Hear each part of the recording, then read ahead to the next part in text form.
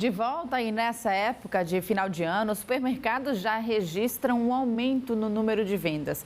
Nem mesmo a alta dos preços dos produtos sazonais do Natal estão reduzindo as compras. Em alguns estabelecimentos, elas já subiram 3 vezes, o que deixou Alagoas como o estado que mais cresceu no setor de varejo do país.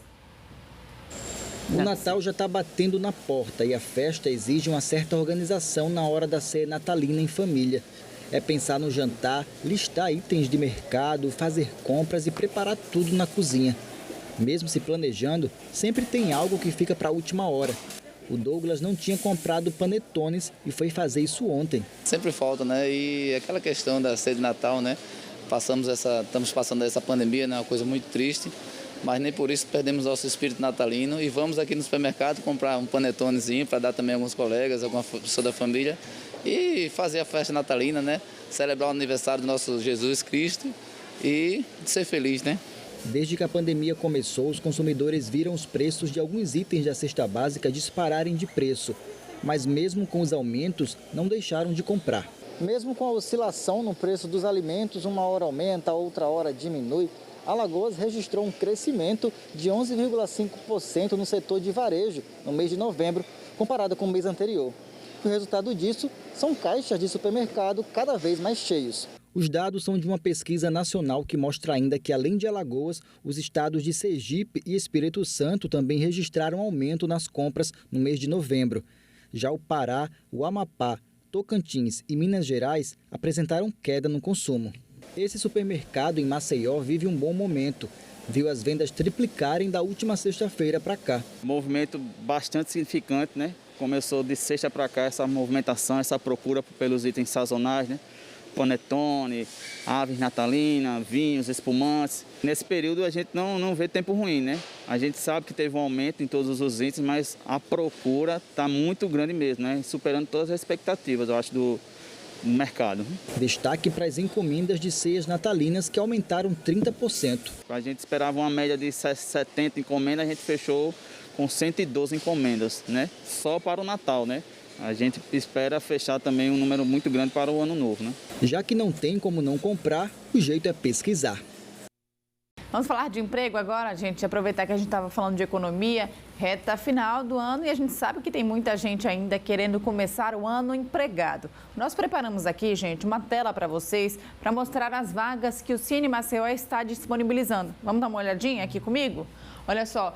Temos 6 vagas disponíveis para vendedor externo, uma outra vaga para supervisor comercial, uma para técnico em refrigeração e uma outra para cozinheiro de culinária chinesa. Se alguma dessas vagas te interessou, você pode enviar o seu currículo para o e-mail imocine.centabes@gmail.com. E para mais informações, é claro, o telefone do Cine é o 3315-6205. Nós temos também atualizações de vagas de estágio para estudantes que estão de olho no mercado de trabalho. Mas vai um aviso, hein? Essas são as últimas do ano. As instituições vão entrar em recesso e só voltam em janeiro. Aqui na tela estão as vagas disponíveis do Centro de Integração Empresa-Escola. São 5 para o ensino médio, veja as vagas aqui. 2 para administração, 2 administração ciências contábeis, 1 ciências contábeis, 1 vaga para direito, 1 vaga para ciências da computação, análise e desenvolvimento de sistemas, engenharia da computação, 2 enfermagem, 1 marketing, publicidade, propaganda e design. São vagas aí para o cadastro. Envie o seu currículo para o e-mail do CIEE, que é o estagiocieemaceió@gmail.com. O telefone do CIEE é o 3003-2433. Vamos agora às vagas de estágio de nível superior do IEL. Vamos olhar aqui na tela, gente. Olha só, temos 4 vagas para administração, 2 para quem faz ciências contábeis, uma outra para ciências da computação ou análise de sistemas e uma outra disponível para direito. Para concorrer a qualquer uma dessas vagas, o estudante deve, é claro, se cadastrar, gente, no e-mail sne.iel.org.br/L. Se você tiver alguma dúvida, o telefone do IEL, no e-mail não, no site, perdão. O telefone do IEL aqui de Maceió é o 991 49 81 70. Boa sorte a todos os estudantes. Agora, no quadro de saúde de hoje, vamos falar sobre psoríase, uma doença crônica e inflamatória que leva ao aparecimento de placas avermelhadas ou róseas, proeminentes aí da pele e apresentam escamas esbranquiçadas ou prateadas. A gente conversa agora sobre essa doença, a gente conversa com a médica dermatologista Roberta Guedes, que está aqui com a gente para falar exatamente sobre isso. Bom dia, doutora, bem-vinda mais uma vez. O que é a psoríase, doutora? Bom dia, Gilvan. Bom dia, Sofia. Bom dia a todos. A psoríase é uma doença inflamatória que pode acometer pele, unhas, o couro cabeludo e pode estar associada também a outras doenças sistêmicas, como, por exemplo, obesidade, hipertensão, diabetes, alterações de colesterol. É uma doença que tem graus variados, desde um quadro leve até quadros moderados a graves, com um grande impacto tanto na saúde física quanto na saúde emocional da paciente. E, doutora Roberta, existe um público que essa doença comete mais? Qual é a causa dela? A psoríase tem uma causa multifatorial, existe um componente genético sim, mas existem componentes ambientais também. Ela pode acometer várias faixas etárias, desde a criança até o adolescente, o adulto e o idoso.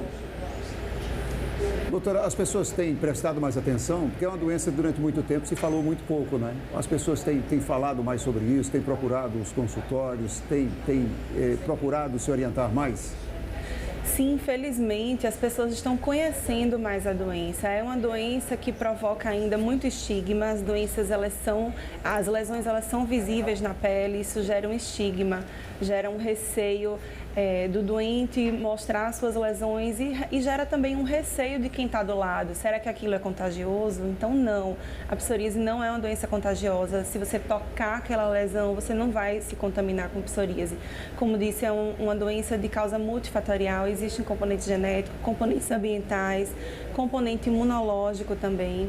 Então, a conscientização sobre a doença e o conhecimento sobre a psoríase fez com que as pessoas pudessem conviver melhor com a sua própria doença. E, doutora Roberta, a gente tem falado muito de estresse nesse período de pandemia, né? Que as pessoas acabam deixando o sistema imunológico cair um pouco por conta desse estresse, dessas incertezas, dessas ansiedades. Isso também pode provocar a forma mais grave da psoríase, é isso?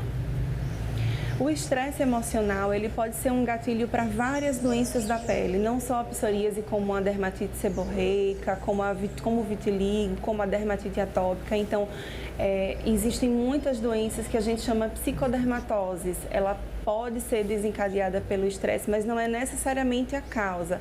Ela funciona como um gatilho e também como um fator de piora. E na psoríase isso é muito comum. O estresse, ele acaba desencadeando as lesões e o paciente tem uma piora. Então, é importante no tratamento da doença que o paciente também faça um acompanhamento psicológico, extremamente importante. Doutora, o diagnóstico é fácil? É necessário alguns exames bem típicos para revelar a doença ou não? O diagnóstico geralmente é clínico quando a gente tem um quadro muito clássico, um quadro de livro que a gente chama. Então, olhando, a gente consegue dizer que o paciente tem psoríase. Em alguns quadros, ele não é tão evidente e a gente lança a mão da biópsia de pele. Muitas pessoas relacionam a biópsia a doenças malignas, ao câncer, sim, isso é verdade. Porém, em dermatologia, a gente utiliza a biópsia de pele para diagnóstico. Quando a gente tem um quadro de placas eritematosas, avermelhadas, descamativas e que a gente não está muito certo daquele diagnóstico, a gente pode fazer uma biópsia de pele para nos dar uma luz e nos confirmar se aquilo é psoríase ou se é alguma outra dermatose. E, doutora Roberta, quando é necessário procurar ajuda? Quando aquela pessoa que está sofrendo ali com algum tipo de problema na pele e que pode ser a psoríase, ela deve procurar ajuda? Sempre que você tiver uma doença de pele, é importante que o paciente não se automedique. A gente vê muito frequentemente o paciente, ele vai na farmácia, ele compra alguma pomadinha e fica passando ali sem saber o diagnóstico. Muitas vezes o paciente chega no consultório do dermatologista em uso de pomadas e isso atrapalha, às vezes, a identificação da lesão, a característica original da lesão, porque as medicações elas podem modificar. Então, é importante que o paciente, ele primeiro tenha um diagnóstico e que ele não se automedique, porque baseado nesse diagnóstico a gente vai escolher o melhor tratamento. Como a senhora falou, a automedicação é um grande mal, né? Inclusive para a psoríase também. Mas como é que é feito esse tratamento hoje, hein, doutora? O O tratamento da psoríase depende do grau da doença. Existem as formas leves que a gente pode controlar com medicações tópicas, com hidratantes, que são as pomadas que a gente pode utilizar. A exposição solar é muito benéfica para o paciente de psoríase. O sol ele é imunomodulador, ele ajuda na imunidade da pele, então ele é muito benéfico para o paciente de psoríase e outras dermatoses também. Em casos moderados a graves, a gente pode lançar a mão de fototerapia, que é um tratamento que o paciente entra numa câmara com luzes artificiais, né, para poder fazer justamente que seria mais ou menos o efeito do sol, aquele efeito da luz que é imunomodulador. Isso ajuda na imunidade da pele e na melhora da lesão. Existem medicações sistêmicas também, comprimidos que podem ser utilizados, e existem medicações chamadas imunobiológicos, que são medicações mais modernas que já estão disponíveis no Sistema Único de Saúde, mas depende muito da gravidade do quadro. Doutora Roberta, existe alguma relação da psoríase com outras doenças, sendo elas de pele ou não? Existe sim, já está comprovado que quadros moderados a graves de psoríase, o paciente ele pode ter outras doenças associadas, como por exemplo a obesidade, o diabetes, a hipertensão, a dislipidemia, que é o descontrole do colesterol. Então é importante que o paciente de psoríase ele não entenda que aquela doença é só na pele. Existe um background, existe o orgânico mesmo que precisa de tratamento. Então o acompanhamento com o clínico geral, o acompanhamento com nutricionista, com psicólogo, com cardiologista, um acompanhamento de múltiplas especialidades. Doutora, eu queria que a senhora falasse sobre a diferença entre a psoríase e a dermatite atópica, principalmente em crianças. E qual é a diferença? São doenças de base diferente. A gente, com o diagnóstico clínico, a gente consegue diferenciar. As duas podem cursar com placas eritemato-descamativas que coçam, sim. Então, o quadro clínico para a população leiga pode ser muito parecido, mas no dermatologista a gente consegue, através da apresentação clínica das lesões, história clínica, localização das lesões, a própria característica da lesão, essa placa mais grossa, ela é prateada, é uma escama prateada, isso fala mais a favor de psoríase. Mas, clinicamente, com o nosso olho treinado, a gente consegue diferenciar a doença apenas examinando o paciente. E quando a gente tem essa dúvida diagnóstica, a gente pode sim lançar a mão da biópsia de pele. Doutor, uma última pergunta, sem ter a ver com a psoríase e ao mesmo tempo com os problemas de pele. A minha geração valorizava muito tomar sol, né? E às vezes até exagerava nesse tomar sol. E estão tendo muitos problemas, né, dessa geração atualmente com a questão do câncer de pele. Eu queria só falar sobre isso. A atual geração se preocupa mais com isso ou não? Na nossa época a gente comprava até o que não devia para passar na pele, era muito complicado. A atual geração tem mais consciência? No consultório a gente percebe isso ou não? Sim, bastante consciência. Hoje em dia a gente já vê as crianças bem protegidas na praia, de chapéu, de camisa UV, passando protetor, reaplicando o protetor solar. A consciência hoje em dia é muito diferente de anteriormente, Gilvan, é verdade. As pessoas passavam aqueles óleos na praia, ficavam na praia de 10 da manhã até 4 da tarde, se expondo mesmo sem nenhum tipo de proteção. E tá aí, né? O câncer de pele é o principal tipo de câncer no Brasil em números, tanto em homens quanto em mulheres, e é o reflexo disso. Eu acredito que no futuro essas taxas vão melhorar porque a consciência está diferente. Então as pessoas estão se protegendo mais, estão entendendo que essa exposição, né, que na nossa cultura o bronzeamento ele está relacionado à atratividade, que é bonito, que é saudável, mas que a gente tem que pensar que isso no futuro, né? A gente está pensando daqui a 20, 30 anos o reflexo dessa exposição solar exagerada na nossa pele. Então não é que a gente não pode se expor ao sol. Tá aí o verão, começou ontem. Ontem eu fui à praia com a minha família e é muito bom ir à praia, é muito bom aproveitar o sol agora com responsabilidade e principalmente evitando as queimaduras. Mais uma vez, muito obrigado pelas orientações e pela disposição de estar aqui logo cedo com a gente. Muito obrigado. Eu que agradeço. Obrigada. Obrigada, doutora Roberta. Vamos falar agora sobre economia, gente. Uma publicação, trazida pelo IBGE sobre o Produto Interno Bruto, o PIB, dos municípios, tem algumas novidades e boas informações econômicas aqui para Alagoas, viu? A gente vai conversar agora sobre esse assunto com a Isabelle Monteiro, que está com o economista Cícero Péricles e vai trazer detalhes sobre esses dados que são importantíssimos, né, Isabelle?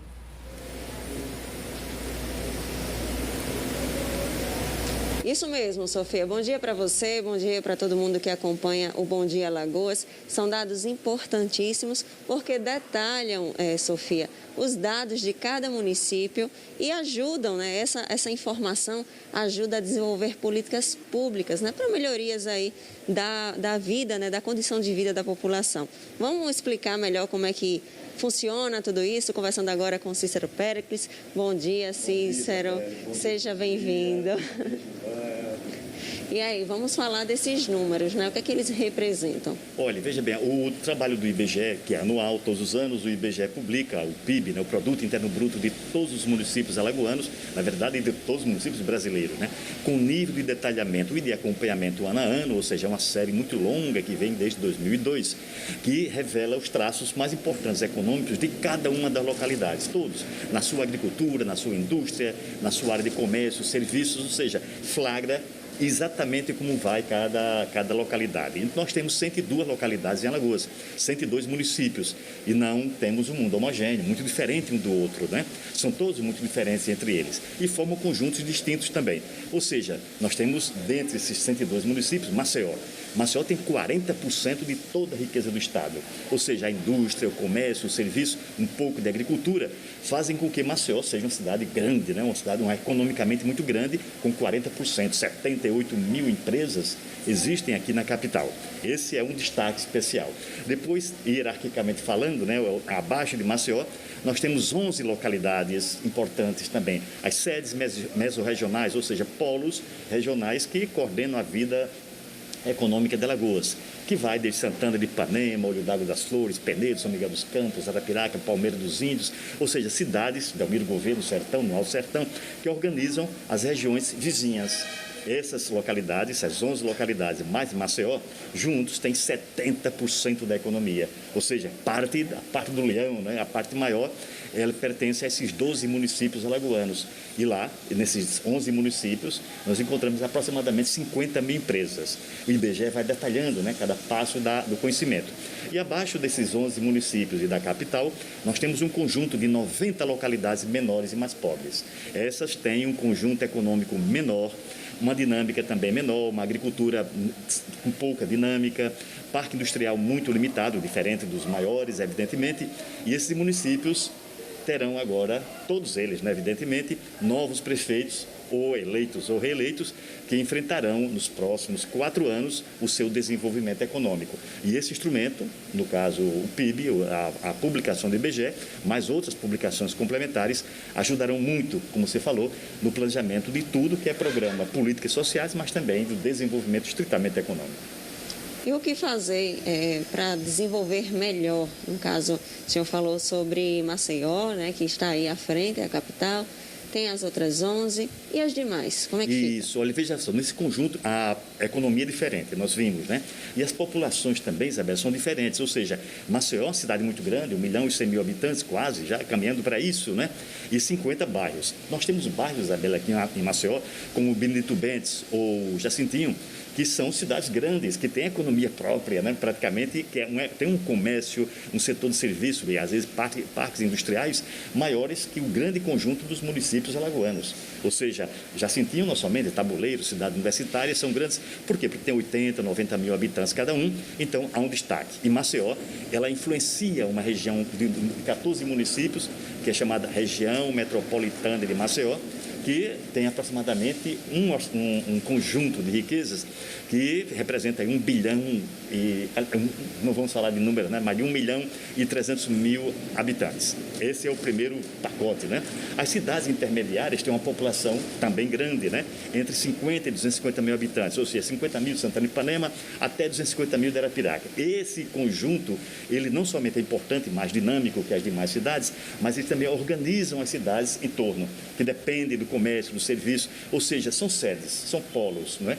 E esse grande conjunto que os prefeitos terão muito mais trabalhos, não é? Para Maceió, evidentemente, tem muito mais riqueza, Arapiraca também tem uma dinâmica própria, e o Luciano Barbosa, que foi agora eleito, né, terá algumas vantagens de arrecadação, de estrutura, mas o conjunto majoritário dos 90 municípios, não.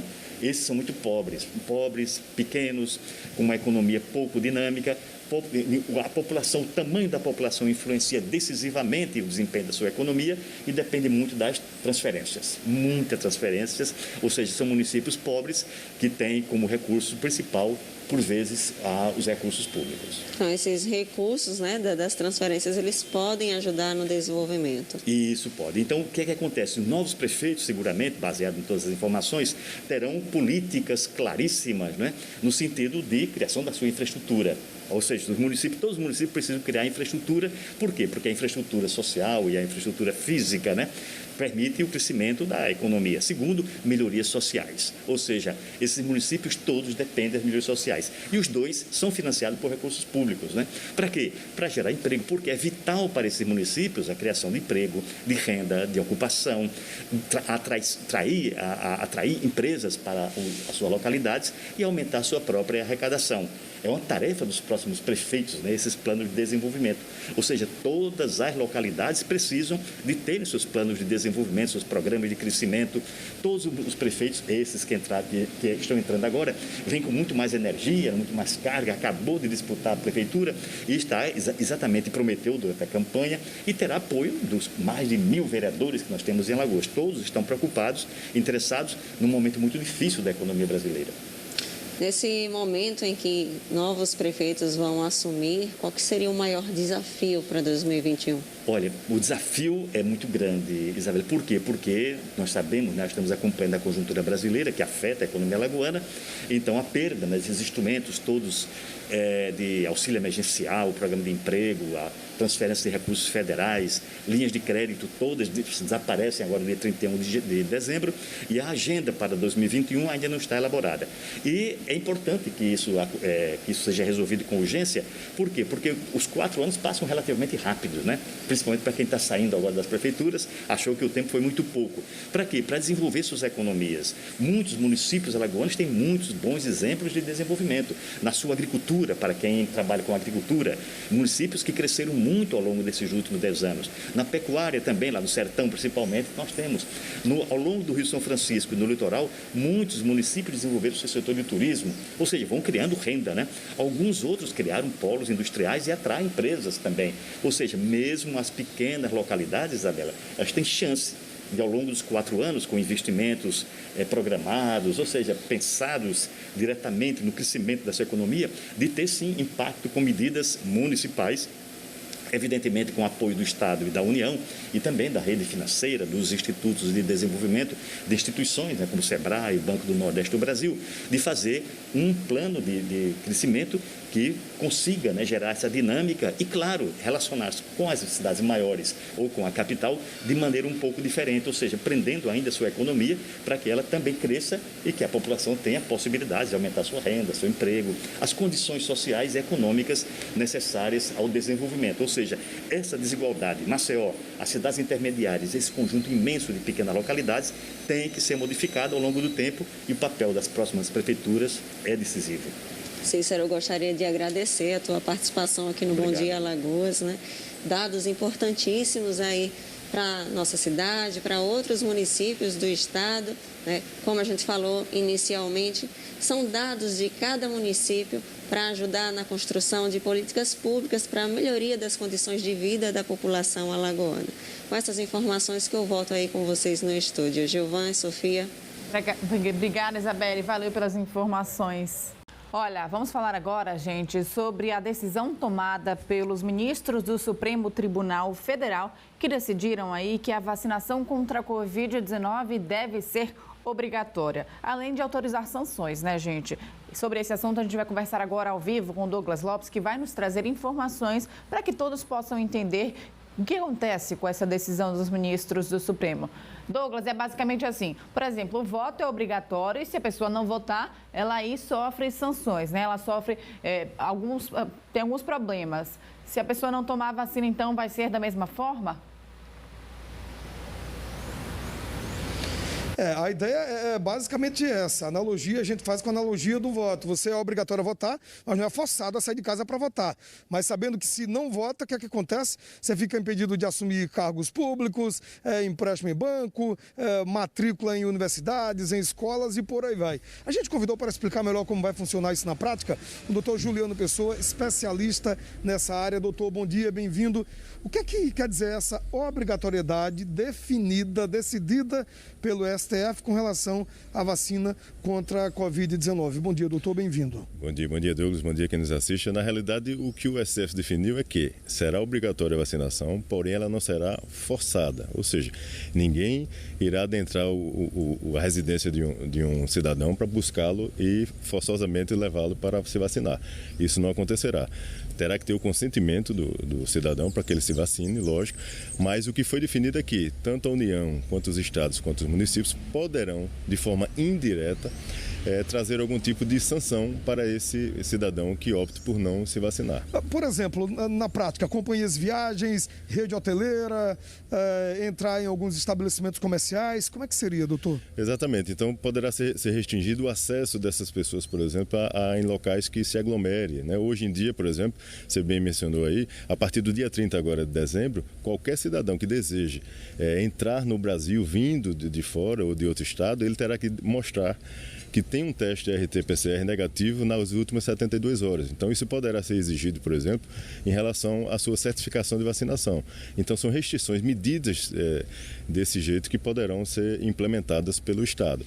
Eu tenho uma fala aqui do ministro Ricardo Lewandowski, que ele diz que é flagrantemente inconstitucional a vacinação forçada das pessoas, ou seja, sem o expresso consentimento, mas argumentou que a saúde coletiva não pode ser prejudicada por pessoas que deliberadamente se recusam a ser vacinadas. Como é que o senhor interpreta essa fala do ministro?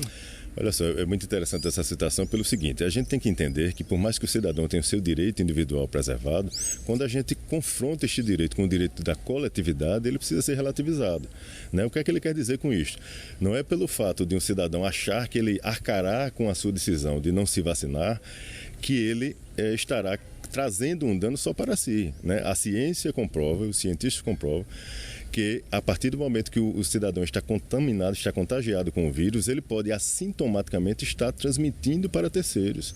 E essas pessoas poderão, em contato com ele, desenvolver uma forma grave da doença e até ir a óbito, né? A gente tem aí mais de 180 mil pessoas no país que já faleceram mediante a contaminação com esse vírus.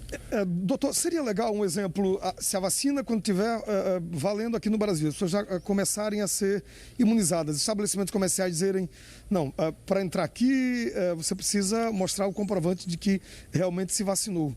Seria legal ou ainda há um entendimento com relação a isso? Eu acredito que a gente não chegará a tanto, né? Alguns locais, e aí quem irá definir isso será o poder público, não é a iniciativa privada, né? O poder público concederá essas possibilidades de algumas regras que serão criadas e o Estado, o município e a União aqui dirão como é que funcionarão essas regras, mas o que é importante que a gente ressalte para a população é que é necessário que a gente tenha solidariedade, um pensamento de solidariedade com todos, né? Então, assim, quando a gente se imuniza, a gente protege uma mãe, um idoso, uma avó, uma tia, é isso que precisa ficar claro.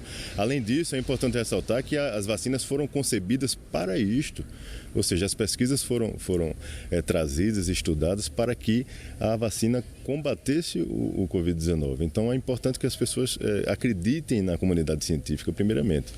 É a ciência dizendo, toma vacina que você fica imune, né? Exatamente, a comunidade científica em larga escala assevera isso diariamente, ou seja, é importante a vacinação para principalmente se conseguir a chamada imunização de rebanho, né? Então, essa ideologia política danada nos 4 cantos do país tem atrapalhado isso e aumentado essa rejeição? Eu não vou tomar vacina por isso, por aquilo? Eu acho que isso é nocivo, nesse contexto político, no entorno de uma questão científica, de uma questão médica, eu acho que é muito nocivo, de saúde pública, exatamente. Então, eu acho que foi assertivo o raciocínio do STF, né? O Estado não pode ficar silente ali, parado diante de uma situação dessa, onde pessoas deliberadamente, como o ministro bem mencionou, simplesmente não desejam se vacinar. Não é assim, né? Porque você pode causar causar dano à saúde de terceiro. Então, o que importa aí é o direito da coletividade, é a sociedade como um todo, e não só o direito individual dessa pessoa. Voltando à analogia com o voto, né? O voto é obrigatório, mas você não é forçado. Opa, vamos lá, tem que votar agora, está na hora. E a vacina seria da mesma forma. A vacina, na realidade, será da mesma forma. Ninguém será forçado a se vacinar, mas aquele que, assim, optar de não se vacinar, ele poderá sofrer algumas restrições que o Estado irá impor a ele. Então, o livre-arbítrio dele estará preservado, porém, o Estado poderá, sim, aplicar algumas sanções. E vale ressaltar, é importante que a população também esteja atenta a isso, que a obrigatoriedade, a compulsoriedade de vacinação no país, isso é antigo, né? Nós temos inúmeras outras vacinas que são compulsórias, que constam no PNI, ou seja, no Plano Nacional de Imunizações, principalmente na infância. Por exemplo, aquele pai que não vacina o seu filho na infância, com as vacinas obrigatórias que são contidas no calendário, ele pode sofrer sanções por isso, ser responsabilizado por isso. Então, não é só a vacina para o Covid-19, várias outras vacinas são obrigatórias no país e servem de exemplo, inclusive, para o mundo. Vamos tocar o PNI, que é o Programa Nacional de Imunização, ele é referência para o mundo inteiro e não teria nada de novo em dizer, é obrigatório tomar a vacina. Exatamente. Na realidade, é só mais uma vacina que passará, vamos dizer assim, a fazer parte deste calendário, deste grupo. Exatamente, como várias outras que já existem. Então é importante que a população fique tranquila e busque conversar com o seu médico. Tem dúvida sobre, eu posso ter um efeito colateral, eu posso ter uma reação adversa, busque o profissional da área da saúde. É este profissional que está plenamente habilitado para informar e tirar todas as dúvidas da população, não o espectro político que fará isso. Doutor, mais uma vez, as fake news têm atrapalhado nesse convencimento de dizer, poxa, eu tenho que tomar vacina. A gente vem o ano praticamente inteiro, desde fevereiro até agora, nessa luta, muita gente adoecendo, muita gente morrendo, a economia nessa loucura toda, muita gente sendo afastada do trabalho por causa da doença, né, pela crise generalizada. Chega a vacina e você dá esse breque e vai para as notícias mentirosas de internet, dizer não toma por causa disso, não toma que dá esse efeito, se tem tal idade pode complicar ou não. As fake news têm atrapalhado quando você fala busque seu médico, nesse sentido de ouvir quem de fato pode te ajudar? Exatamente, é justamente por isso, né? Eu acho que a imprensa também tem um papel crucial de trazer esse tipo de informação aqui para a população. E outra coisa, vale ressaltar que há poucos meses nós enxergávamos inúmeros brasileiros buscando, praticamente exigindo que o poder público ofertasse medicamentos que não tinham nenhum e ainda não tem nenhuma comprovação científica que funcionariam. E quando a gente se depara com uma vacina que foi concebida para isso, ela foi pesquisada e trazida com esse fim, várias pessoas estão desconfiando e estão achando que tem algum contexto por trás disso. Então, eu penso que esse é o caminho. Não leia notícias de internet. Busque um profissional da área da saúde, busque um médico. Se você tiver algum tipo de contraindicação, o médico irá atestar e isso servirá de justificativo para você não se vacinar. Então é importante que o paciente, em caso de dúvida, busque um profissional habilitado para esclarecer tudo isso. O senhor é presidente da Comissão de Saúde da Ordem dos Advogados do Brasil, Seccional Alagoas. Como é que tem sido essa conversa de vocês lá com relação a esse momento? Imuniza, não imuniza, toma vacina, não toma vacina, pode trazer esse problema, mas traz esse benefício? O intuito da Ordem é assessorar, né, juridicamente, do ponto de vista jurídico, a sociedade como um todo, levando esses esclarecimentos do ponto de vista técnico, né? Não há nenhuma ilegalidade de fato com essa decisão, existem outras vacinas que são obrigatórias, várias legislações preveem essa compulsoriedade. E aí a população precisa ficar tranquila, né, confiar na comunidade científica, buscar ajuda e caso haja necessidade de algum auxílio do ponto de vista jurídico, a OAB estará aqui disponível para assessorar a sociedade com certeza. Então, essa decisão do STF da obrigatoriedade da vacina, ela já passa a valer a partir do momento que a vacina for disponibilizada em qualquer região do país. Exatamente. Ele na realidade deixou aberto, né, para que tanto a União, quanto os estados, quanto os municípios possam dispor das regras. Então, a gente não tem como dizer que em todo o território nacional funcionará desta forma. Cada estado, provavelmente, e cada município irá trabalhar, discutir com seus governantes como é que se dará essa obrigatoriedade e essas sanções no seu estado, no seu município. Então, segundo o STF, não seria uma legislação nacional, cada estado montaria lá o seu caderno de sanções, seria assim? Ele falou da obrigatoriedade, mas não é de forma impositiva, né? Os estados poderão discutir isso, tanto a União, quanto os estados, quanto os municípios, para que se veja a melhor forma de implementar de acordo com a localidade, com as questões regionais de cada estado, de cada município, mas o cidadão terá sim que se vacinar e não há nenhuma inconstitucionalidade em exigir a compulsoriedade. Doutor, então, juridicamente falando, daria muito pano para manga para você recorrer. Tipo, uma companhia aérea de repente fala, não, só entra aqui nesse voo Brasil, Estados Unidos, Brasil, México, Brasil, Argentina, se você comprovar lá que foi imunizado contra a Covid-19. E você iria recorrer? Como é que fica esse entendimento jurídico, doutor? O detalhe é o seguinte, eu acredito que num curto espaço de tempo a gente não assistirá a esse tipo de situação, até porque demorará um tempo razoável para que a população aqui no nosso país em especial, né, que está correndo atrás do prejuízo, vamos dizer assim, chegue a estar vacinando um número amplo de pessoas, né? Então, provavelmente o que poderá continuar existindo é regras como nós falamos, né? A partir do dia 30 agora você exigir, a companhia aérea exigir que o cidadão apresente o seu RT-PCR negativo, ou seja, mostrando que ele não está contaminado com o vírus ali. Isso é legal, não há nenhum problema. Na realidade você está ali fazendo uma medida de contenção no sentido de preservar a saúde da coletividade. Você não pode colocar em risco aquela coletividade. São 200, 300 pessoas que estão naquela aeronave. Então você não pode correr o risco de adentrar ali um cidadão com o vírus e de repente estar contaminando terceiros, como nós falamos, que possam desenvolver a forma grave e muitas vezes pagar com a sua própria vida, né? Então é isso que se quer evitar, né? O Estado tem o dever de preservar a saúde de todos, né? É dever não só dele ofertar a saúde, como ele também preservar a saúde de todos. E essa é uma das medidas. A gente não pode, em detrimento de um pensamento individual, a gente colocar em risco toda a coletividade, toda a sociedade. Então é isso que precisa ficar claro para as pessoas. Doutor Juliano, muito obrigado, bom dia, bom trabalho e até a próxima, tá? Eu que agradeço, até mais. É isso, Gilvan, Sofia, segue o Bom Dia, vai entender, a gente está na luta danada, querendo a vacina, ficar livre desse mal que atormenta Alagoas, o Brasil e o mundo, e tem gente que, eu não vou tomar vacina porque ela foi fabricada em tal país, porque isso, porque pode fazer mal, porque não sei o quê. É o ser humano, gente, e sua caixinha aí de complicações. Segue o Bom Dia, a gente volta já. Valeu, Douglas. Obrigada pelas informações. Realmente, vai entender. A gente sempre comenta aqui sobre isso, né? Que as pessoas, ao invés de buscar melhorar esse quesito de informação, parece que pioram. Começam a espalhar mais fake news. A gente já tinha falado até das outras vacinas, antes mesmo da vacina da Covid, né? Falando sobre isso, da responsabilidade dos pais, principalmente, dos responsáveis.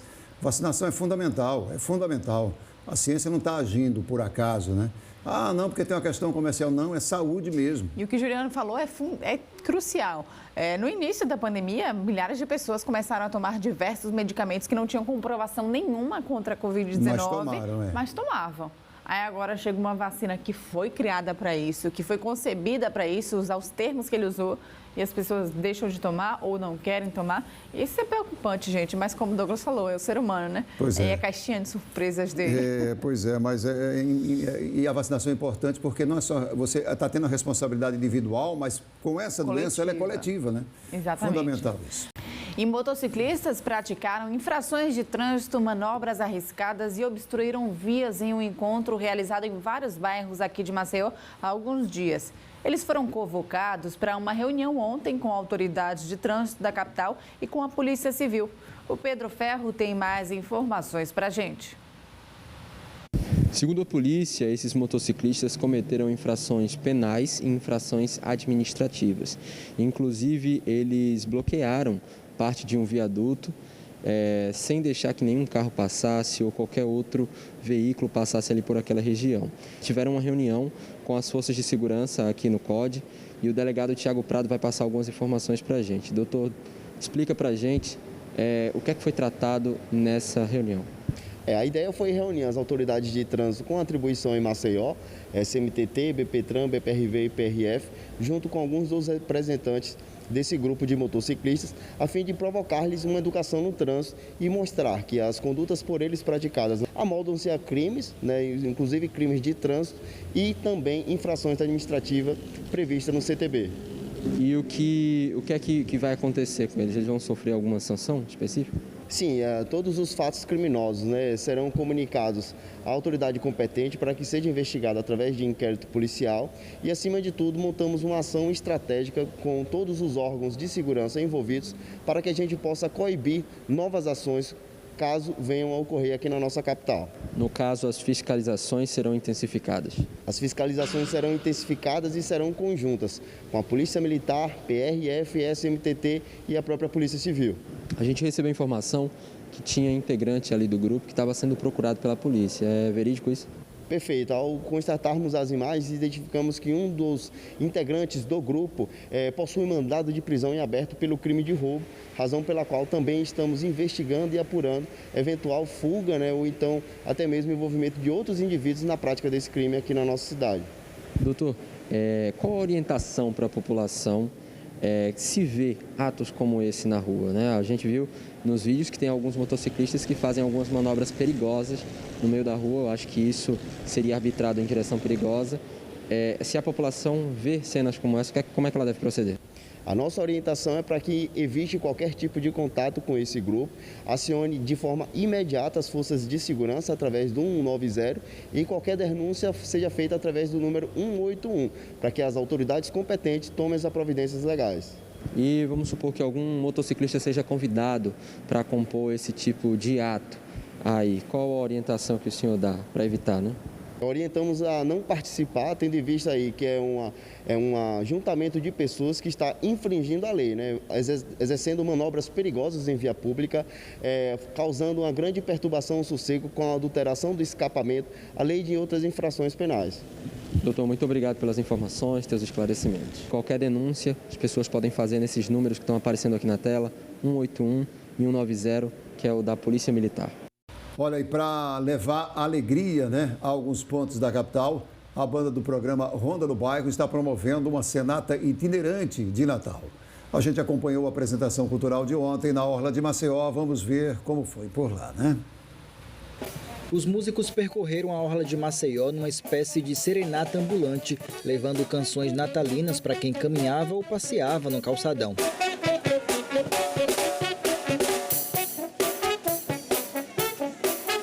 Durante esse mês agora de dezembro, né, a gente vendo que por conta da pandemia, a gente precisava fazer algo diferente. Então veio essa ideia de ornamentar a viatura, de colocar a carrocinha, colocar a bateria, os músicos em cima. E a gente está rodando aqui a orla, os locais no qual nós atuamos. Para fazer muita música boa, a gente selecionou algumas músicas, tanto internacionais como nacionais, e músicas natalinas para estar levando para a população hoje, né? O programa Ronda do Bairro, durante o tempo normal, né, que nós chamamos, tem um projeto cultural, que era a apresentação da nossa banda, trazendo apresentações culturais. Então, em virtude da pandemia, nós estamos apresentando a Serenata Cultural, com o objetivo de dar proximidade. Entre tantos instrumentos, imagina só tocar bateria num carro em movimento. Deu certo. É um desafio, né? Porque tem o equilíbrio, tem o ritmo, manter o ritmo para o pessoal. É um desafio bom, mas é muito gratificante para o pessoal, né? A gente vê o sorriso das pessoas, a gente cria mais expectativa para fazer um negócio bacana. A apresentação é toda itinerante para evitar aglomeração. Os músicos só param em algum local quando eles avistam crianças em situação de vulnerabilidade social. Aí o Papai Noel desce, entrega o presente e depois eles continuam o trajeto. Durante o nosso trajeto, aqui na Orla, serão doados presentes que foram doados por nossos colaboradores a crianças com vulnerabilidade e com isso trazendo alegria, uma boa mensagem natalina. Durante as paradas, as pessoas aproveitavam para filmar e tirar fotos. Não tinha quem não se encantasse com a apresentação. É muito bom que faz alegria para o povo, né? O povo fica mais alegre. Como diz, final de ano, Natal, paz, amor.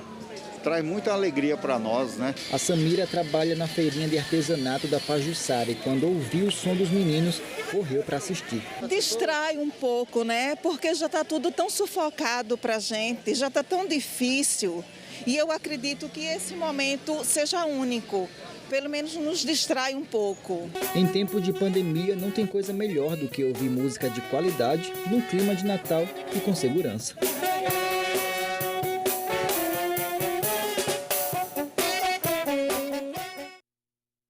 As apresentações continuam hoje, viu? A banda Ronda do Bairro faz serenata na região do centro e do bairro de Jaraguá. Já amanhã a apresentação será na principal via do Jacintinho. As serenatas começam às 7 da noite. De volta aí, um homem foi preso ontem suspeito de agressão contra um animal aqui em Maceió.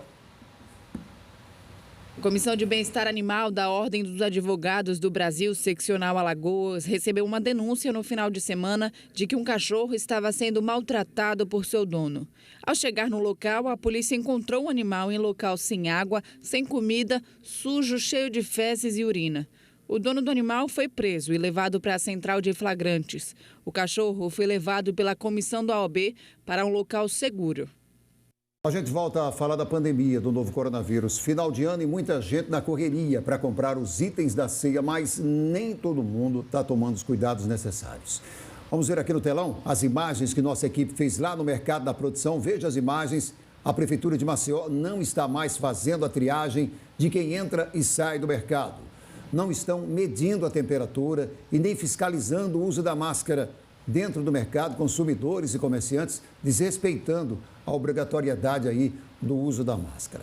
Gente, vamos ter cuidado, é preciso muita atenção em relação a isso.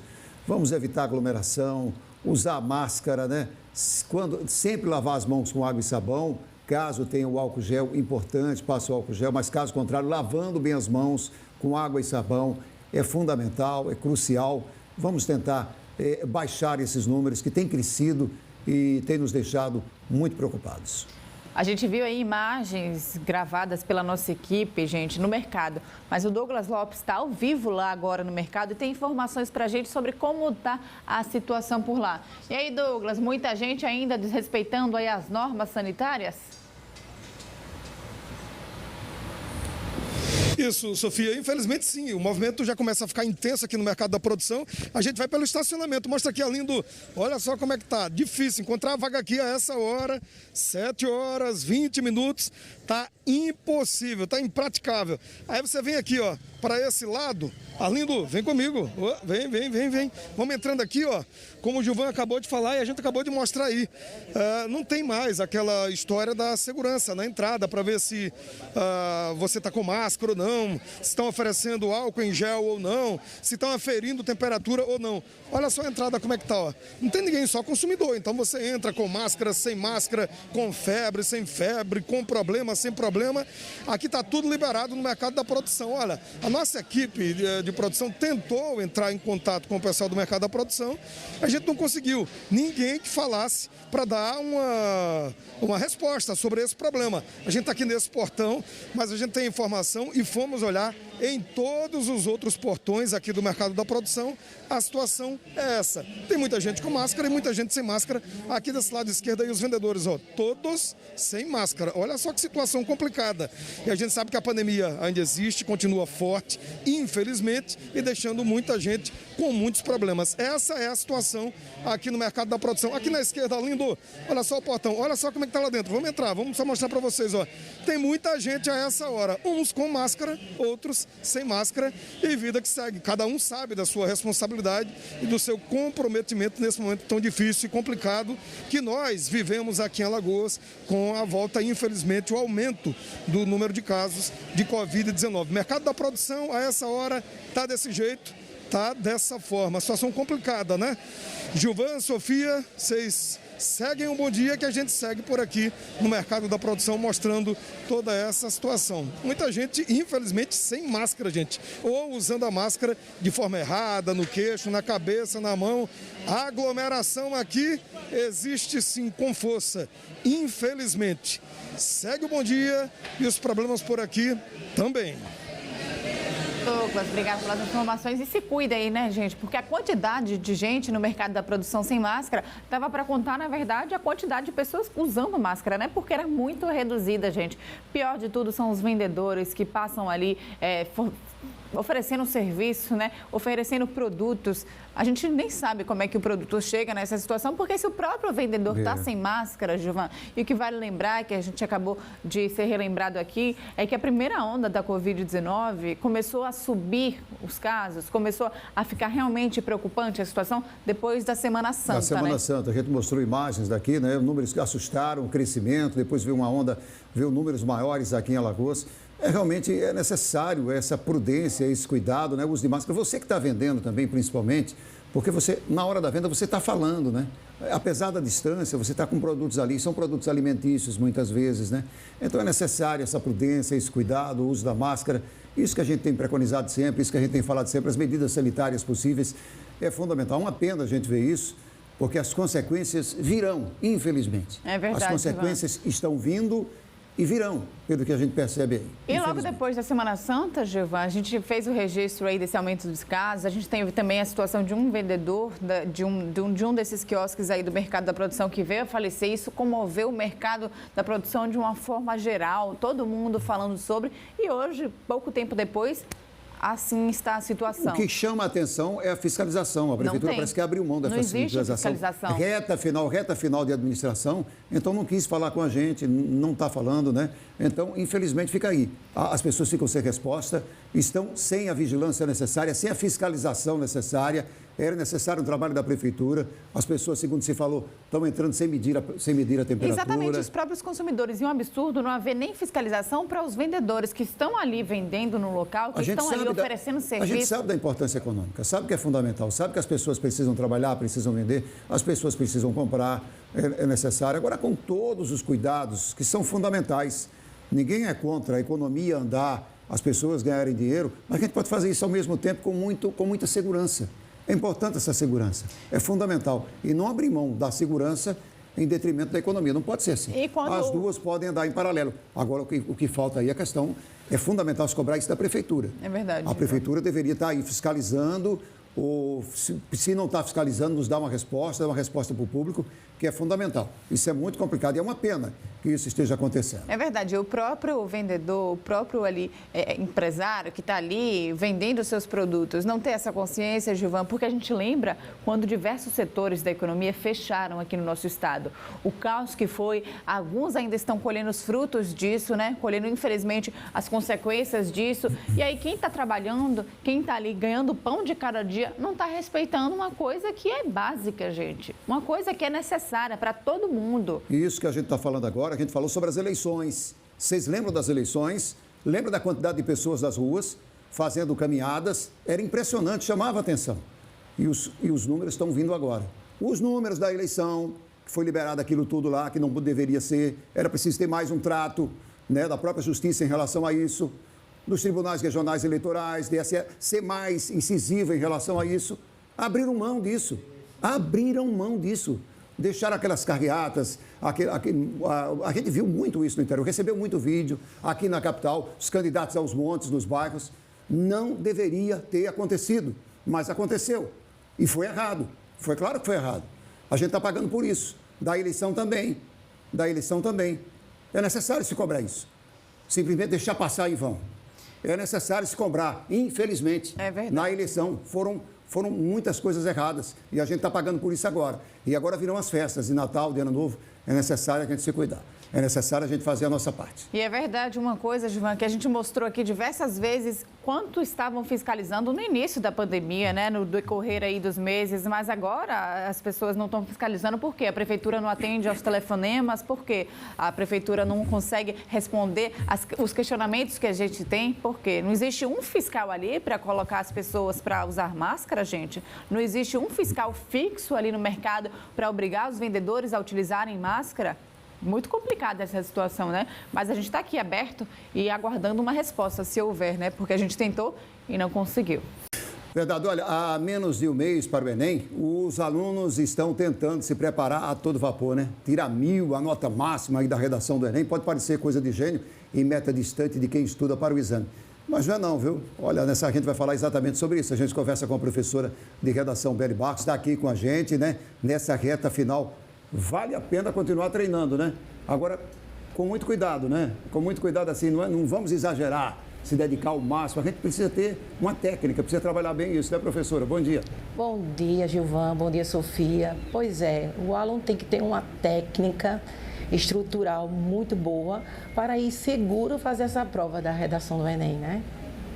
Ô, Beli, existe alguma dica aí? Deixa eu só dar um alerta aqui para quem está em casa. Você, estudante que está nos assistindo agora, pode mandar pergunta para a Beli, viu? Através do telefone 994030740, que se você tiver alguma dúvida, quiser alguma dica, ela pode responder para a gente. Mas voltando aqui, Beli, por exemplo, existe alguma dica de ordem para se fazer a prova? Ah, vou fazer a redação primeiro, vou deixar a redação por último. Isso não é regra, né? Mas vale aí a orientação. Eu sempre digo aos meus alunos que comece com a redação, comece fazendo um mapa mental, separando as problemáticas, as teses principais, né? Problemáticas, autorias, a organização estrutural é muito importante, né? Nessa organização, o aluno consegue destrinchar o texto de forma segura. Eu sempre digo isso, né? Depois vai para as questões, de forma mais precisa, né? Agora é necessário estar ligado aos temas, né? Estar ligado a tudo que está acontecendo hoje. A gente tem a pandemia e tem muita coisa ao redor disso tudo que pode virar um tema, de repente, aí de uma redação, no momento que atinge todo mundo, né? As pessoas precisam ler mais, Beli, as pessoas precisam estar ligadas mais aos conhecimentos, não é necessário só. A questão técnica ela é boa, mas a questão do conhecimento, de ler mais, de assistir mais TV, de estar mais nas mídias, é importante isso? Exatamente.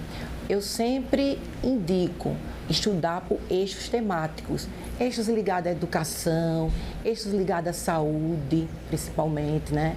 Eixo social, cultural. O aluno estudando por eixos e separando as áreas de conhecimento ligadas ao eixos, né? Fica muito mais fácil do aluno parafrasear para dar pertinência correta da área do conhecimento. E assim ele vai poder dar a produtividade que o corretor do Enem quer ver, quer ler, para dar os 200 pontos na competência 2, na competência 3.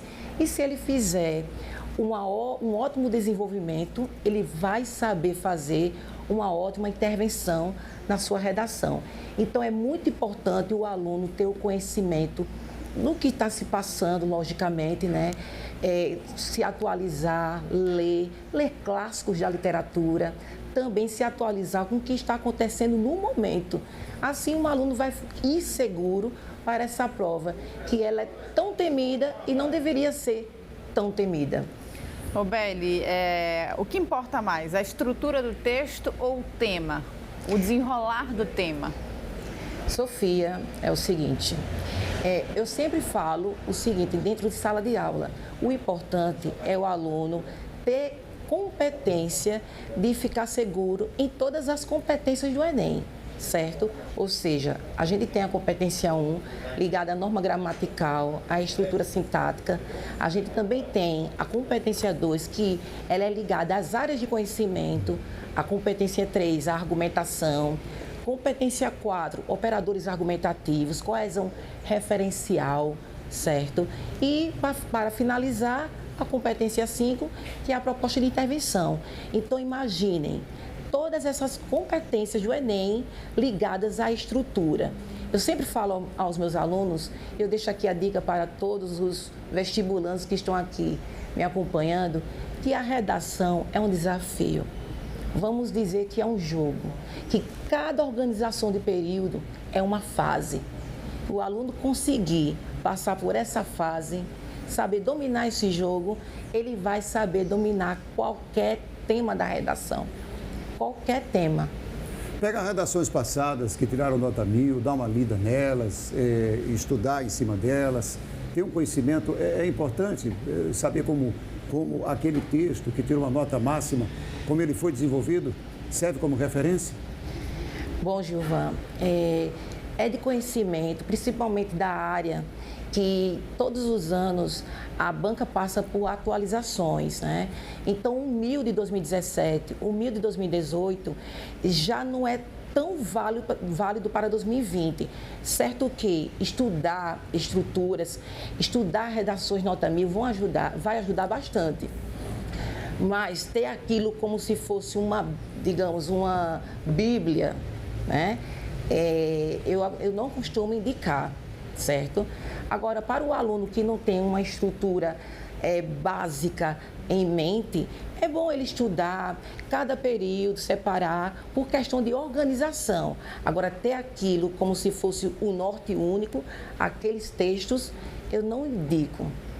Beli, para a gente finalizar, você falou que indica seus alunos a fazerem a redação primeiro, né? Mas tem gente aí que indica fazer a redação por último, porque no decorrer da prova o aluno pode ali conhecer mais da prova, ter mais conhecimento sobre vários assuntos, que a prova vai dando ideias, inclusive, né? É o seguinte, é porque vai muito de cada aluno. Eu tenho alunos que falam isso, né? E eu acho muito pertinente, porque a prova, por exemplo, de humanas pode dar uma ideia assim. Há um mito que até bom desmistificá-lo, né? Que se usar uma área de conhecimento que caiu na prova de humanas, não pode usar. Tudo mito. Quem sabe, né? O aluno usar aquela área de conhecimento que apareceu na prova de humanas, usar para dentro da redação, que isso é bem possível, sim. Agora, que o aluno não pode usar, logicamente, são os textos motivadores, né? Porque os textos motivadores, eles estão contidos de conhecimentos, também tem áreas de conhecimento que o aluno não vai poder aproveitar, né? Então, ele pode, sim, ir por esse caminho, aproveitar as questões de prova. Quem sabe lá aparece algum filósofo, sociólogo que vai poder ajudar. Mas, porque vai muito de cada aluno. Se ele quer realmente começar por outras provas, sim. Agora, tem alunos que preferem se organizar, fazer o mapa mental, tudo direitinho, da redação. Depende muito de cada aluno. Beli Barros, professora, muito obrigado o prazer foi meu. Pela sua presença aqui no Bom Dia. Feliz Natal e um ótimo dia, viu? Feliz Natal para todos vocês também, viu? Tchau, tchau, Beli. Obrigada pelas informações. E vamos às fotos, gente. Ao amanhecer do Bom Dia Alagoas, vamos dar um giro pelo estado para a gente dar uma olhada, né, nos registros que vocês fizeram. Primeira foto aqui é do José Belo, aqui de Mangabeiras. Uma bonita foto, José Belo, né? Mostrando aí, tá bem cedinho, muito legal. Soraya Bezerra mandou foto de Cruz das Almas. Olha que fotão, tá bonita, hein? Yolanda Mello, cedo, é verdade. Tá amanhecendo bem cedo para ela pegar esse registro aí meio escuro, amanhecendo ainda, ela acordou cedo hoje. Yolanda Mello, agora de São Miguel dos Campos, mandou uma foto pra gente também, lá de São Miguel. Um abraço para todos de São Miguel. A foto agora é da Helenilda Cavalcante, ela está em Junqueiro, olha aí a foto de Junqueiro. Um abraço para todos de Junqueiro, muito obrigado pela audiência. Verdade, Junqueiro, o pessoal assiste bastante aqui ao Bom Dia Alagoas, está sempre participando, principalmente enviando fotos, enviando vídeos, né, Gilvan? Muito legal. Agora o Cícero Fernandes mandou um registro também aqui do Antares, mandou uma foto aí do sol nascendo. O Luiz do Pilar mandou essa foto aqui. Um abraço também para todos do Pilar. Muito obrigado aí, uma foto do campo lá no Pilar. É muito legal esse giro de câmeras que a gente faz, de câmeras não, de imagens, né? Dá uma passeada pelo estado, Exatamente. Né? Agora a gente volta aqui para a capital, gente, porque o Edson do Jacintinho mandou esse registro para a gente e caprichou, né? Ele pegou o sol ao fundo, pegou os prédios também, uns coqueiros aqui. Provavelmente parece ser do mirante ali do Jacintinho, né? Muito legal, muito boa a foto. Parabéns pela foto, viu? Parabéns aí. Nerivaldo de Flecheiras mandou essa foto aqui. Bonita Olha também. Só que registro muito lindo, linda, né? Céu pegando fogo, como a gente costuma dizer. Belíssima foto, Nerivaldo. Obrigada pela sua participação. E para finalizar o amanhecer de hoje, o nosso registro é do Júnior da Jatiuca. A última foto aí é do Júnior da Jatiuca. Ele fez esse registro aí com esse privilégio de estar à praia logo cedo, né? Pois é, mas ficou bonita a foto também, viu? A gente quer agradecer. A gente quer agradecer, sim. E vamos ver como vai acontecer a primeira apresentação itinerante dos meninos e meninas do projeto Natal da Avenida da Paz 2020. É sobre isso que a gente conversa agora com a Isabelle Monteiro. Este é o terceiro ano do projeto, né, Isabelle? Olha, isso mesmo, viu? Esta é a terceira edição do projeto e que esse ano vai contar com um formato diferente. Para explicar esse formato, como vai acontecer, eu vou conversar agora com a Mirna Porto, ela que é idealizadora do projeto. Bom dia, Mirna. Bom dia, Gazeta, bom dia, ouvintes, bom dia. Conta pra gente como é que vai funcionar. Começa hoje, né? Não, na verdade ele já começou, né, desde a semana passada, com um concerto lá no Coreto, e a abertura foi com um concerto lá no Coreto, e depois nós tivemos a saída da banda Cajuadinha, no dia 18, com o parabéns aqui para o bolo do aniversário, porque esse ano é o centenário também, coincidentemente é o centenário da Avenida da Paz. Mas hoje nós vamos ter no trio elétrico o coral das crianças do Lar São Domingos. São 25 crianças que vão cantar. Esse formato de trio elétrico a gente teve que fazer por causa da pandemia. Nós estamos levando o Natal até as pessoas, né? O trio vai circular por toda a avenida 3 vezes. Hoje vai ficar passeando aqui para cima e para baixo. A partir das 6h30 a gente começa a tocar aqui e daqui ele sai. E até umas 8h30, 9h a gente fica aqui pela avenida levando o Natal para essas pessoas. Vai de lá da Praça Marcílio Dias até o final da avenida. Hoje a gente tem o Papai Noel com a gente.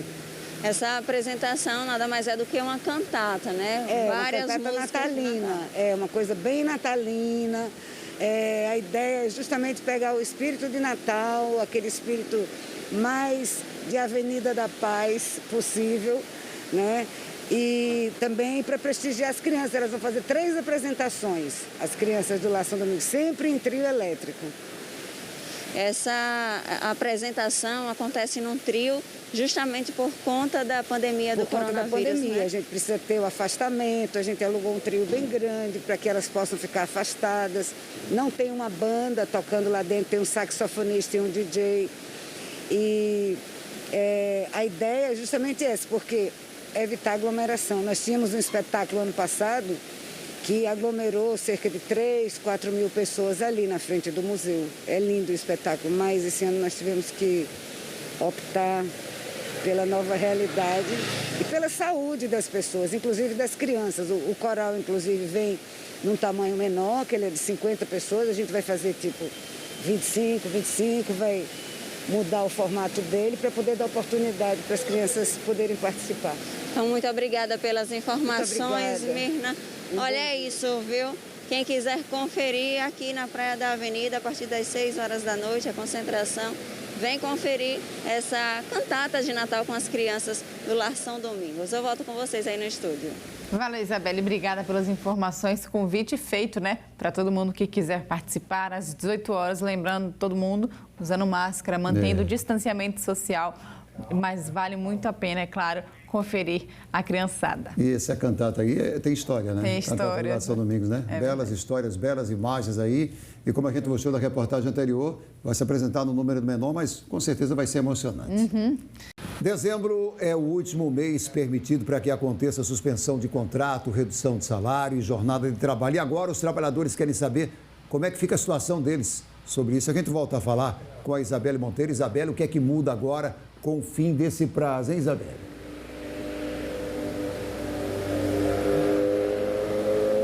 Oi, Gilvan, bom dia para você mais uma vez, bom dia para todo mundo que acompanha o Bom Dia Alagoas. Olha, o que muda é que a partir de janeiro não é mais possível fazer a execução desse acordo, né, de suspensão de contrato, redução de salário e proporcionalmente a de jornada de trabalho. Mas para explicar melhor sobre esse assunto, como vai funcionar, eu vou conversar agora com a Rayane Tenório, ela que é advogada. Bom dia, Rayane. Bom dia, Isabelle. Seja bem-vinda ao Bom Dia Alagoas. A gente já sabe o que é que muda, né? Mas como é que vai funcionar na prática? Assim, quanto tempo de garantia empregatícia tem aquela pessoa que teve o contrato suspenso ou que teve a jornada de trabalho diminuída, bem como o salário? Bom dia mais uma vez. Então, Isabelle, você colocou bem quando falou que a partir de janeiro não será mais possível executar as medidas excepcionais, né? O acordo de redução proporcional de salário e jornada, bem como de suspensão. Tendo em vista que o decreto, né, que estabeleceu a calamidade pública colocou como marco final dia 31 de dezembro de 2020. Então, os empregadores têm que se atentar a essa data, tendo em vista que os acordos deverão ter sua vigência finalizada até esse marco aí temporal. Em relação à estabilidade, né, a garantia provisória estabelecida para esses empregados, eles terão que ter garantido o seu emprego durante o período em que se foi acertado para a redução proporcional da jornada de trabalho e a suspensão, certo? Durante esse período. Após o término desse período, ele terá essa garantia durante um período equivalente. Por exemplo, se foram 2 meses, ele terá garantia provisória por mais 2 meses, certo? E se tratando da grávida, ela terá direito a essa garantia por período também equivalente ao que ela foi submetida na medida excepcional, sendo que começará a contar tão somente após o término da garantia provisória, no caso da estabilidade gravídica, estabelecida lá no ADCT. Então, tem que esperar terminar a estabilidade gravídica e depois começará a estabilidade, a garantia provisória estabelecida na Lei 14.020. Então, os empregadores têm que se atentar a esse ponto. Então, em relação às pessoas que não estão nessa condição de gravidez, o período é proporcional. Isso, durante o acordo, né, o empregado não pode ser demitido e após por um período equivalente. Mas caso a empresa não cumpra com essa regra, o que é que acontece? Olha, Isabelle, a própria lei dispõe que caso a empresa, né, demita sem justa causa um empregado durante o período da garantia provisória, ela terá que compensar com uma espécie de multa, né, que pode variar entre 50%, 75% e 100% do valor que o empregado teria direito durante esse período da garantia provisória de emprego. E em relação ao fechamento da empresa, né? Esse período de pandemia, do coronavírus, deixou muita gente aí afetada, né, com a crise econômica. Caso a empresa feche e não cumprir a carência, né, não cumprir com esse período que ela deve cumprir, qual é a consequência disso? Essa pergunta é muito interessante porque a gente pode fazer 2 construções. A primeira é que lá no parágrafo 2º do artigo que estabelece as multas, né, essa compensação se a empresa descumprir, ele excetua que em caso de pedido de demissão e demissão por justa causa, a empresa não seria obrigada a pagar essa multa. Então, a gente pode interpretar que, caso o legislador quisesse que, em caso de fechamento de empresa, ela se eximisse dessa multa, teria feito expressamente, o que não ocorreu. Mas também é possível fazer a construção no sentido de que, se a empresa fechou em decorrência da pandemia do coronavírus, né, e teve que dispensar seus empregados em razão disso, não seria uma dispensa sem justa causa, certo? Então, hoje, há essas 2 interpretações. Não se sabe como o judiciário vai se posicionar a partir de então, diante do caso concreto, mas é possível ir por essas 2 construções. E havendo a demissão, como é que fica a questão do cálculo do seguro-desemprego para essas pessoas que tiveram suspensão de contrato, a redução de jornada e de salário? Olha, o artigo 5º, parágrafo 5º da Lei 14.020, ele dispõe expressamente que aqueles empregados que receberam o benefício emergencial, né, custeado pelo governo, não terão alterações na concessão e no cálculo do seguro-desemprego. Se na data da dispensa ele fizer jus, preencher os requisitos estabelecidos na Lei 7.998, que é a lei que trata do seguro-desemprego, o empregado terá direito, não será prejudicado em razão disso. Então vamos reforçar para quem está em casa, né, até para a gente encerrar, quais são os direitos do trabalhador, esse que teve a redução do salário, a redução da jornada, a suspensão do contrato. Veja bem, Isabelle, em relação aos direitos, né, verbas rescisórias, não teremos alteração. Esse empregado, caso seja dispensado, terá direito à integralidade das suas verbas rescisórias. Claro, levando em consideração o cálculo do 13º e das férias, as peculiaridades daqueles empregados que foram submetidos a essas medidas. E já tive, inclusive, a oportunidade de tratar aqui um pouco a respeito e esmiuçar como seria esse cálculo. Muito obrigada pelas informações, Rayane. Olha isso, viu, Gilvan, Sofia. Importante ficar atento, né, a todas essas regras. Importante que o empregador cumpra com o acordo, né, no tempo que é de direito do trabalhador, para que ninguém saia aí com dor de cabeça, nenhum tipo de constrangimento. Importante garantir o direito de todos. Eu volto com vocês aí no estúdio. Obrigado, Isabelle. E a partir de hoje, você acompanha aqui no Bom Dia uma série de reportagens especiais sobre o poder de cura que a natureza pode nos proporcionar. E a gente começa com exemplos de pessoas que mudaram de hábito e encontraram nas plantas e no meio do mato uma vida mais tranquila e até a cura da depressão.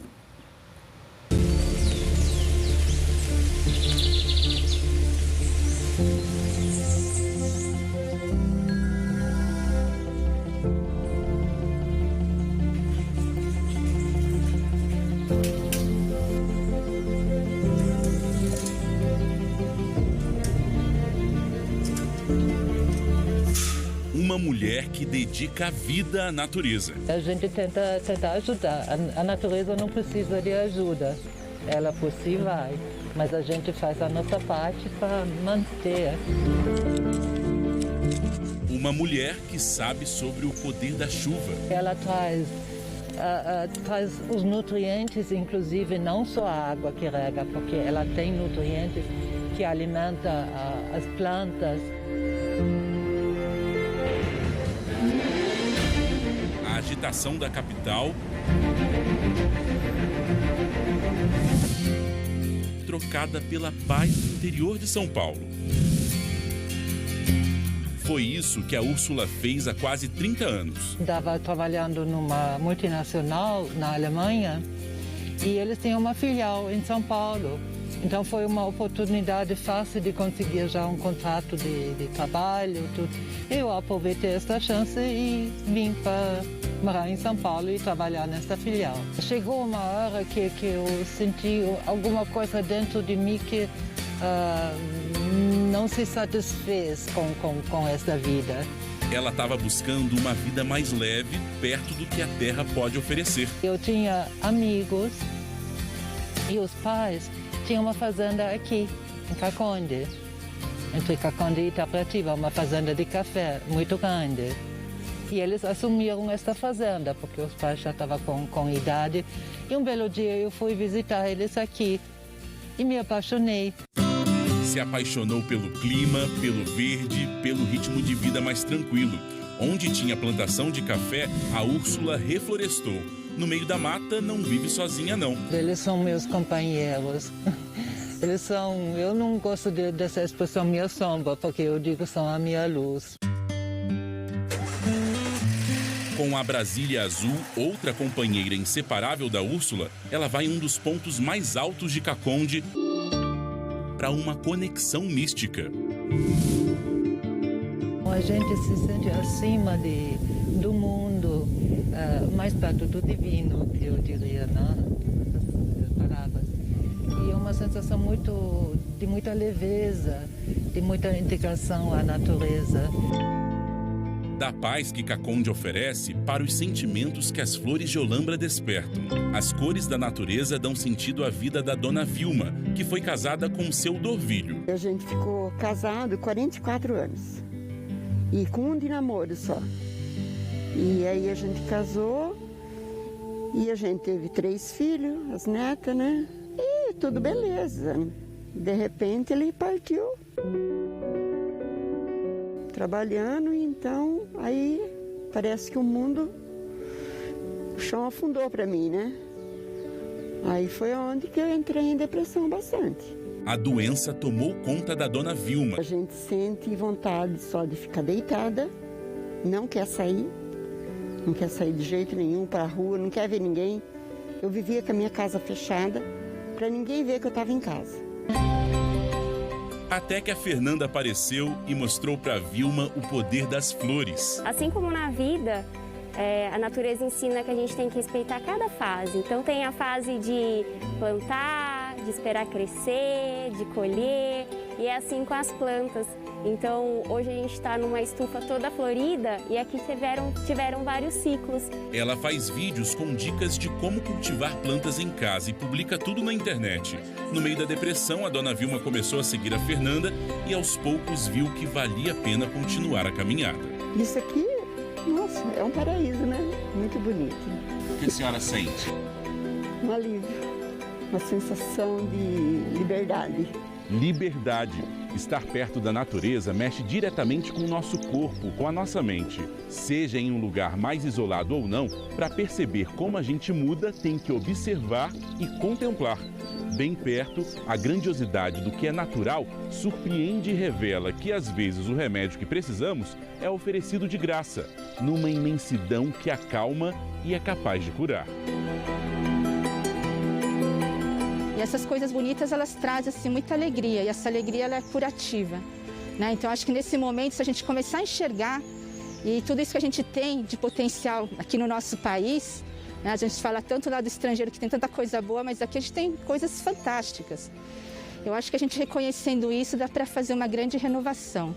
Vilma e Úrsula, mulheres que encontraram na natureza um novo sentido para a vida. Eu falo, quem está na depressão, cultiva flores, porque é muito bom cultivar flores. Dormir, acordar num lugar desse aqui, cheio de energia, cheio de vida, é um privilégio muito grande e faz muito bem, faz muito bem.